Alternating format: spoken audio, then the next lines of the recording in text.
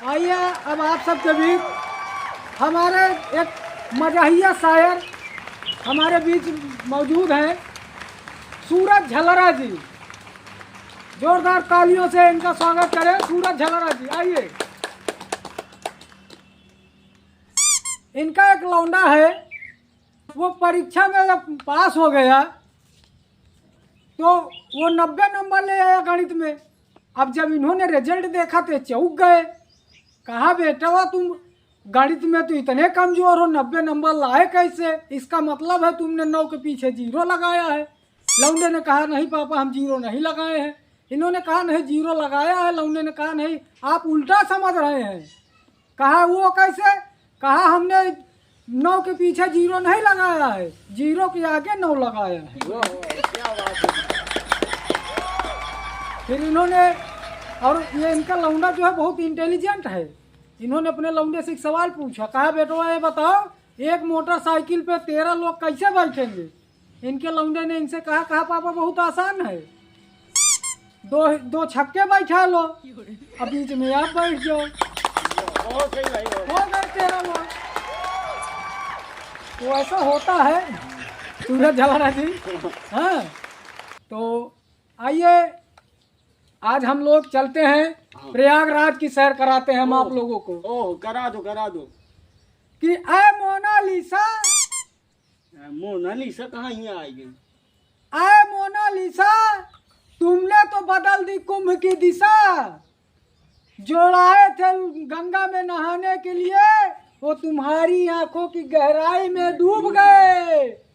तो आई थी तुम कुंभ में मेल माला बेचने, कितनों के हाथ से माला छूट गए। तो ऐसा होता रहता है। अच्छा हमारा एक पड़ोस का लौंडा है, उसने हमसे कहा निरहु चाचा हम इम्तहान आने वाला है, हम कैसे पास होंगे? तो हमने उसको तरीका बता दिया। क्या बताया? कि दिन रात प्यार के गीत गुनगुनावा करा। है क्या बात है? दिन रात प्यार के गीत गुनगुनावा करा, और घरे में 420 पढ़ावा करा। पास हो जावे तनिको चिंता जिन करा, बस इम्तहाने में कट्टा देखा। भैया ढेर बनाई यहाँ प्रताप गरमाई से दिखावे वाले। हाँ तो ऐसा होता रहता है। और आइए कुछ प्यार मोहब्बत भरी बात हो जाए तो प्यार मोहब्बत तो ज़्यादा हम करेंगे नहीं। काहे कि यहाँ सब लोग बैठे हैं वो हमारी चीज देख के समझ रहे हैं कि हम प्यार करने के लायक नहीं बचे हैं। लेकिन उनको पता नहीं हमारी भी गर्लफ्रेंड है। ओहो अब ये अलग बात है कि हमारी चेचिस को देख के ये लोग ना समझ पाए तो गर्लफ्रेंड सबकी है। तो जब हम गर्लफ्रेंड बना रहे थे उस समय की बात आपको बता रहे हैं कि हमने एक लड़की से कहा आई लव यू। ओहो हमने एक लड़की से कहा आई लव यू और चप्पल से मार के निकाल है समार जीव।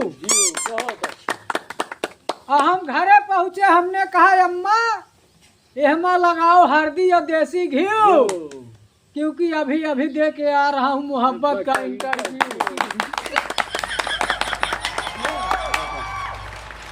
तो ऐसा होता रहता है जीवन में, ये जिंदगी है, यहाँ सब कुछ चलता रहता है। हमारे बीच भैया दीपू भैया डॉक्टर साहब हैं कि चले गए? हैं अभी बैठे हैं यहीं पे। अच्छा बैठे हैं, हमारे डॉक्टर साहब हैं।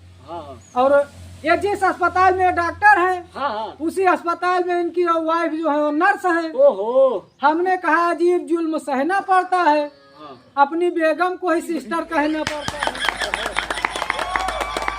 और डॉक्टर साहब जब हमारी शादी तय होने लगी तो जब हमको दिखाने के लिए ले गए, लड़की वाले जब देखने लगे तो लड़की के पिता ने कहा अपनी बिटिया से कहा बिटिया देख लो इनको।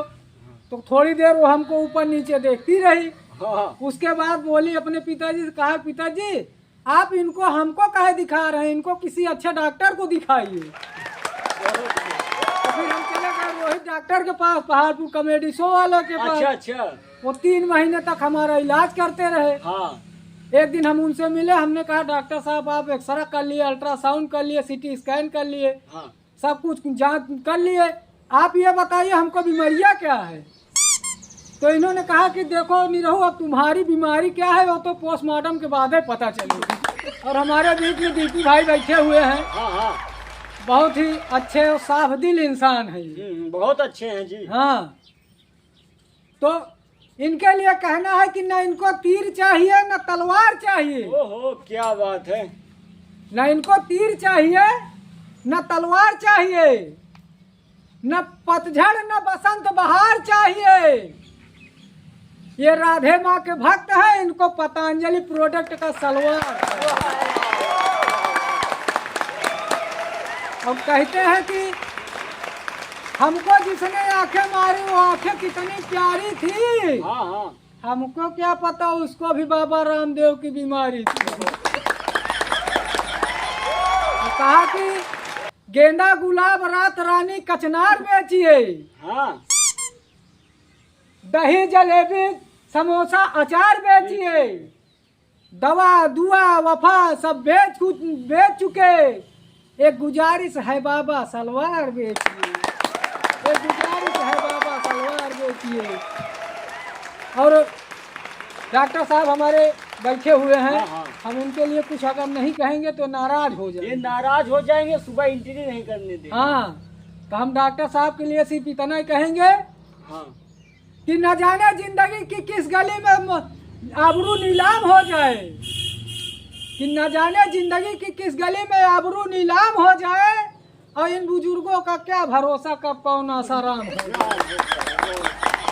तो डॉक्टर साहब हमारे इतने बुरे नहीं हैं लेकिन इतने अच्छे भी नहीं हैं। अच्छा। हाँ, अब इनको ये हमसे मिले, हाँ हाँ। हमसे कहने लगे कहा नहीं रहो तुम कुछ खाया करो, हाँ तुम एकदम कंडा होते जा रहे हो। हाँ हाँ। हमने कहा डॉक्टर साहब ऐसा है, हम डिब्बा का दूध पी के जवान हुए हैं। हाँ अब डॉक्टर साहब जो हमारे हैं हाँ। ये डायरेक्ट भैंसिए को उठा के चूस लेते रहे। तो हमने कहा हम तो झुरा के कंडा है हाँ। और आप डायरेक्ट भैंसी के चूसे हैं, हाँ। इसीलिए आप शुतुरमुर्ग का अंडा है। अंडा है, बहुत। हाँ, तो ऐसा चलता रहता है, जीवन में कुछ है नहीं, ये कुछ कर नहीं पाएंगे। नहीं। ऐसे हमारी माता जी ने कहा, हम अपनी सहेली से बैठ के बतिया रही थी, हम गाना गा रहे थे। हाँ। अरे रे मेरी जान है राधा, खेत लिख देव तो का आधा, और जीना सकीला तोहरे बिन हो, कि जब बनेगी हनी प्रीत राम रहीम बनूंगा, और जब भी बनेगी राधे मामा आसाराम बनूंगा।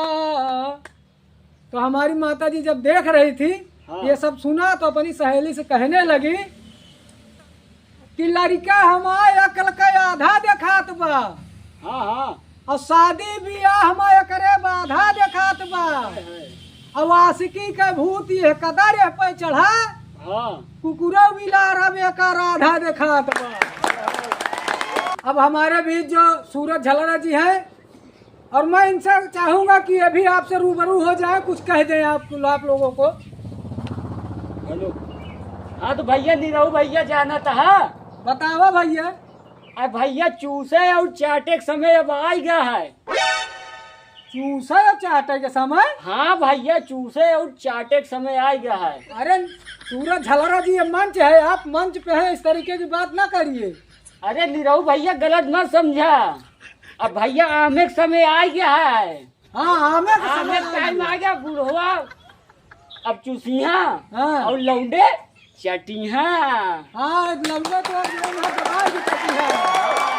गलत ना समझा कर हमारा। नहीं बुढ़वा चूसा के अलावा कुछ कहो नहीं सकते, उनके पास का कुछ है नहीं है। हाँ काहे कि दांत अब टूट गया। हाँ, लेकिन आप ले अब आप जब बुढ़ों के दांत की बात कर रहे हैं तो हम आपसे कह दें हाँ।